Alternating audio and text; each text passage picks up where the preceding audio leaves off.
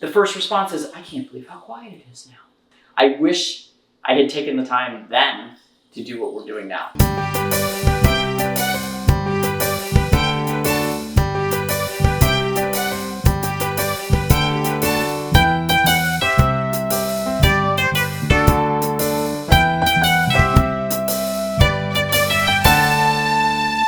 At Dr. Judy U, we have amazing teaching resources. Not only do we need to train our pets to be well-behaved and good citizens, but we can also train ourselves to be the best pet parents that we know we can be.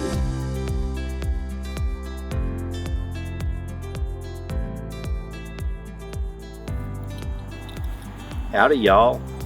Gilmore and I have been going to training class. It's been a great experience for Gilmore. We're basically doing a manners class.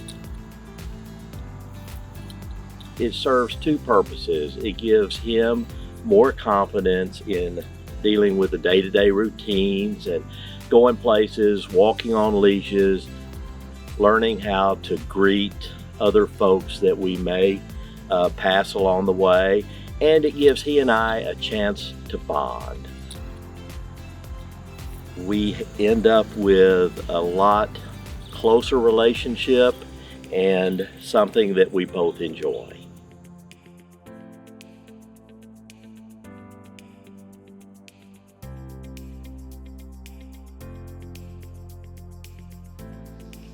When you live in a multi-dog household, feeding time can be a nightmare. We used to have all of our dogs barking, running around, jumping up and down, clawing our legs, chasing us back and forth to the kitchen. And there came a day when I said, you know what? Enough's enough. They're smart, they can learn. And the amazing thing was how easy it was to train them to sit quietly.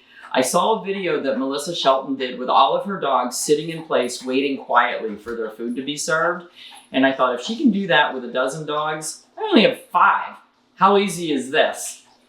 So I started with, I lay their platters out here and I dip out their food. And because there's a lot of supplements, particularly for George with his cancer, we end up taking quite a few minutes to prep everything. And that's when the chaos would ensue. And then trying to feed them one at a time, everybody else wanted to just jump in and jump on the platter. So I started with prepping food and giving them their stations. I would prep food. Every time they would move, I would turn around and stop making food and stare at them, give them the mom look, and they would sit back down. It was amazing. And I'd turn around and I'd start prepping again, and if anybody moved, I'd stop and give them the mom look, and I put my finger up, which is their signal to sit in their spot.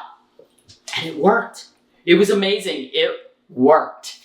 So I managed to get through all their food, and then we picked our order in which we feed everybody. So we've got 2 dogs that don't see very well, and 1 that doesn't hear much of anything. So that it adds a little challenge into it, but it has worked beautifully. And it's really just about consistency. You can't be in a hurry. Every single meal, I have to do the same thing. And so here's Gilly sitting in his spot. He knows when I'm making food, this is his spot. If he gets out of his spot, I turn around and give him the look. If I need to, I put my finger up and he goes right back to his spot. Feeding time is now a dream. I love feeding the dogs now. It's like, okay, everybody sits and waits and they're quiet. So, and people who know how they used to be when we feed, that come in now and see how we feed them, the first response is, I can't believe how quiet it is now. It's a wonderful thing. So I recommend giving it a try. If you have chaos, we used to have 13 dogs. Talk about chaos. I wish I had taken the time then to do what we're doing now. This is beautiful. If your pet suffers with allergies, inflammatory bowel disease, or you want to learn how to feed them better, or how to keep them healthier using natural treatments, head on over to Dr. Judy U.